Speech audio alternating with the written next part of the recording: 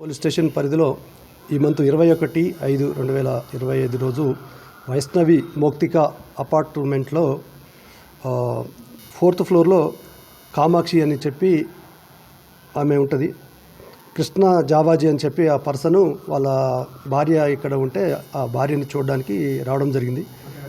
అత్తగారింటికి రావడం జరిగింది. వచ్చిన తర్వాత పార్కింగ్ కింద అపార్ట్మెంట్ కింద 4-వీలర్ కారు పార్క్ చేయడం జరిగింది. బయట అపార్ట్మెంట్ బయట పార్క్ చేయడం జరిగింది. అయితే అట్ ఏ టైంలో ఈ నాగిరెడ్డి అని చెప్పి ఒక పర్సన్ ఈ 2nd ఫ్లోర్లో ఉంటాడు. ఆ పర్సన్ ప్రెసిడెంట్, ఈ అపార్ట్మెంట్లో ప్రెసిడెంట్.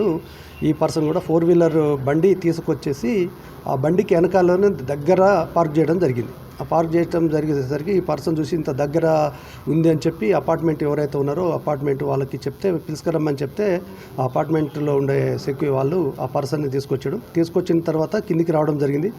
ఈ కారు ఎందుకు ఇంత దగ్గర పెట్టినామని చెప్పి ఆర్గ్యుమెంట్ జరిగింది. ఆర్గ్యుమెంట్ జరగడం వల్ల ఈ కృష్ణ జావాజీ అనే పర్సన్ డైరెక్ట్ అతన్ని నాగిరెడ్డిని కొట్టడం జరిగింది. చేతితోటి కొట్టితే కింద పట్టడం జరిగింది. దాని మీద ఇమ్మీడియట్లీ వాళ్ళు నాగిరెడ్డిని వాళ్ళ మిస్సెస్ వాళ్ళు హాస్పిటల్కి తీసుకెళ్ళడం జరిగింది. హాస్పిటల్కి తీసుకెళ్ళిన తర్వాత అక్కడ చనిపోవడం జరిగింది. అయితే మన నాగిరెడ్డి వాళ్ళ భార్య అన్నపూర్ణ అని చెప్పి ఆమె కంప్లైంట్ ఇవ్వడం జరిగింది.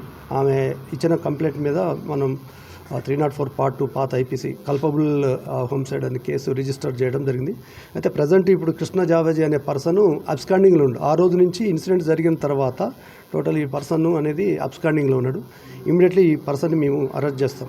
కంప్లైంట్ ఎప్పుడు ఇచ్చారు? సేమ్ అదే రోజు 21st రోజు అయిపోయింది. తర్వాత మన నెక్స్ట్ డే రోజు మనం పోస్ట్ మార్టం చేసి ఆ డెడ్ బాడీని వాళ్ళకి హ్యాండ్ ఓవర్ చేయడం జరిగింది.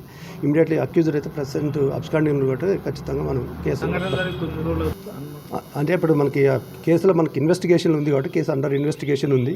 మనకి ఎవరైతే ఉన్నారో ఆ పర్సన్ డైరెక్ట్ మనం పట్టుకొని ఇమీడియట్లీ మనకి కాల్ పట్టిస్లో పెట్టేసి కేసు ఇమీడియట్లీ మనం పట్టుకోవడం జరుగుతుంది.